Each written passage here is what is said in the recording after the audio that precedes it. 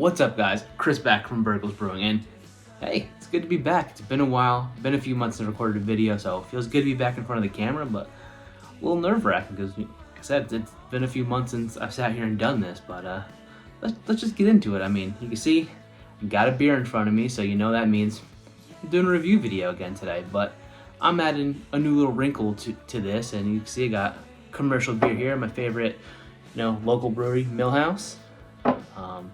Thinking about starting a new series, Burgles Versus. It's going to be, doing my normal reviews, but up against a commercial example of the style. Not that I can say my beer can even, hold the jockstrap of a professional brewery, but just you see if I'm in the ballpark, see where I'm at. I tend to do that anyway when I make a new beer. I'll go out and grab, a commercial style to compare it to, just again to do it. But now I feel like this is good. A little something different than my typical reviews, at least, adding it, like I said, new wrinkle in here. But so let's just get into it. This is a Lite Lager, not so light. Ended up at 4.5%. It was supposed to be 4.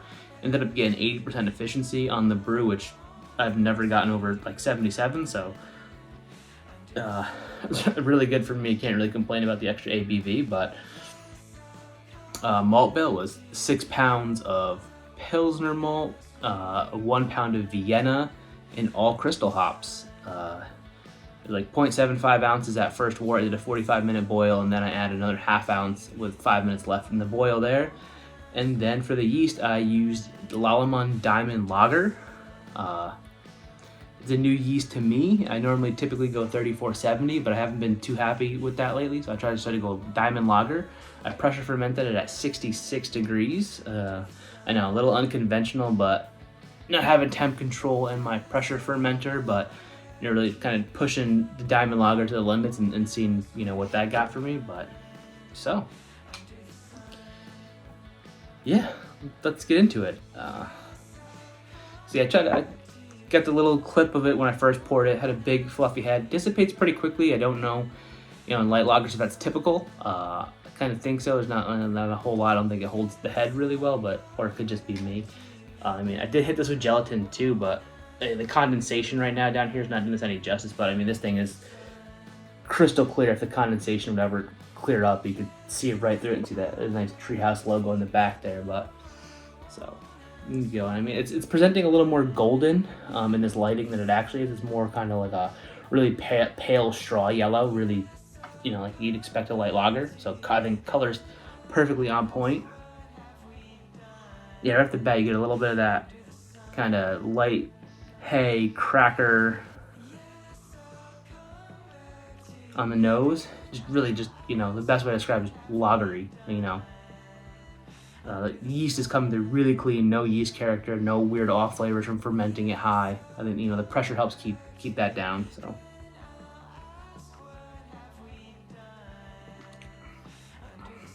yeah, I mean, it's a light lager, so there's not a whole lot to speak of. And I think when you take that first sip, if you're not getting a whole lot, it's probably a good sign. So not a whole lot to hide behind there, so no off flavors. But again, I think you're getting a little bit of that cracker, white bread type of vibe to it.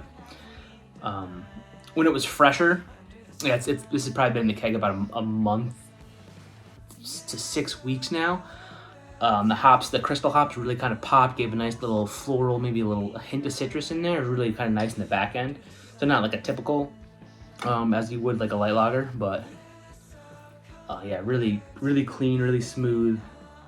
Good carb on it, goes down easy, washes off the palate really quick. Yeah, highly drinkable. I think the best thing to say about it is like pretty nondescript. I mean, there's not a whole lot going on there. It drinks really, really smooth, dries off really, really quick. Get a little bit of the hop at the end. Not a whole lot, get a little bit of that malt character, like I said, but it's not a whole lot. It's super, just lager-like. I mean, what you expect. It's beer-flavored beer, and that's exactly what you want in a light lager. And it's the first time I ever made one, so pretty really happy with how this turned out. But let's go here to the Millhouse one. This is just called Millhouse Light. They're like, ooh, good hiss on it. This one's pretty old too.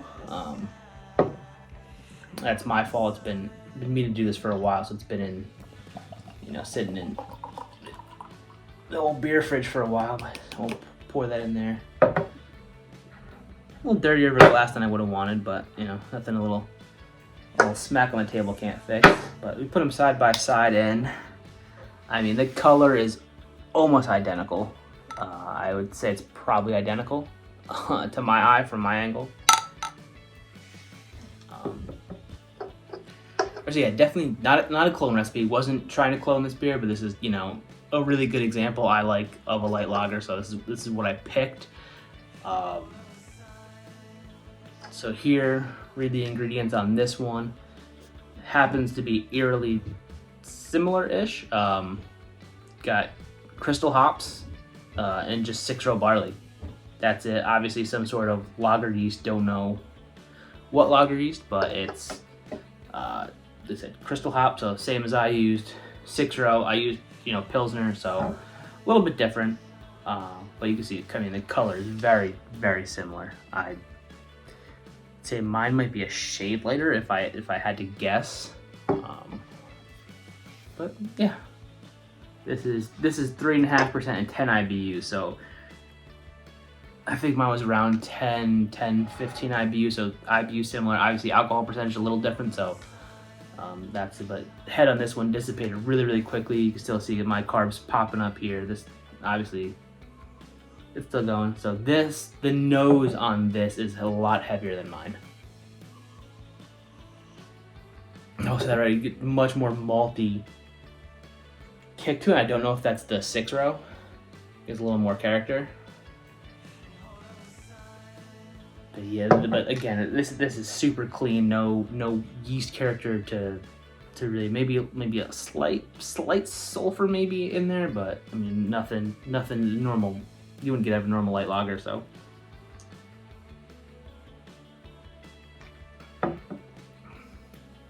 Oh yeah, that's good. Don't get the hops as much on this one as you do in mine. Again, I think even the flavor is a little more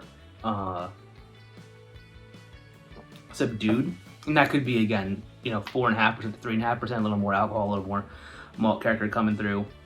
I also use a little bit of Vienna to bump it up. But it's super clean, it's crisp. You don't get a whole lot on the front end, but it's very dry, very, very dry. Washes right off. Again, really good, just classic, lager, like not so much, more like a crackery than, than like the white bread crust that I get over here, or like the kind of hay character, but the nose on this is incredible. It's, for a light lager, every time you go and it's just right up in your nose. So yeah, I think this is a really good example of a light lager. And to know here, I've talked to the head brewer here. These guys do not, fine, filter, nothing. This is, a good old classic, at least 6-week lager right here. And again, this one is crystal clear. Again, condensation down here, not doing the glass and the beer any favors, but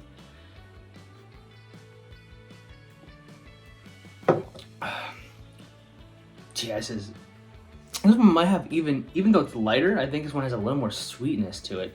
Even though it finishes dry, it's got a little more sweetness. I don't know if, again, that's the 6-row coming through, a little more character than the Pilsner. But let me go back to this one.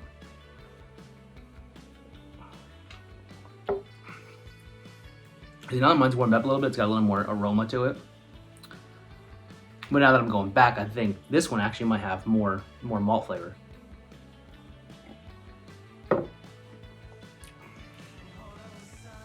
Definitely crisper, drier on this side. That could be maybe the carb wasn't enough. Maybe the water profile, I didn't, put a sulfate, or maybe I've used to account for the extra, percentage alcohol that I had. But I mean, yeah, this is probably, true to style. I don't think this is far off. I think this is a great light lager for me. Again, first try doing it. I don't think I changed the recipe, to be honest. Maybe a different hop, just because I don't think I have any crystal left. It just was kind of one of those things that I had on hand.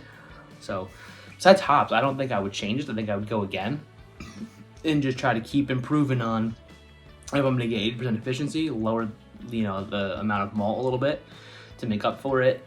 And I'd keep Diamond Lager. I really like the character. It's super clean. Nothing, yeah, it's super clean coming out of that.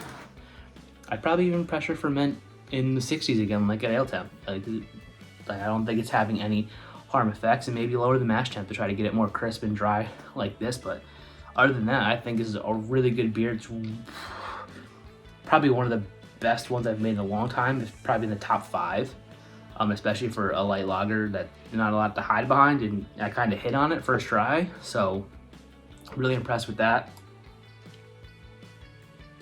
Recipe, I'm definitely gonna brew again, keeping the rotation again, just a few small tweaks there to really get it closer to that 4%. But again, I think as far as profile, what I was trying to do here with comparedness, I think it's right there. Obviously, I think, you know, if you put them, you gave me a choice, I'd probably go to this one if I wanted a light lager. But if I wanted something a little, you know, a little heavier, a little more out of the box, maybe this. But again, I don't think either way you could go wrong. But again, all right, it's the first one of these. Again, I'm thinking of starting a series for, you know, the beers I do. Burgles versus. Let me know in the comments what you think about that, if it's something you want to see. And until next time, guys, it's been fun. I'll catch you later.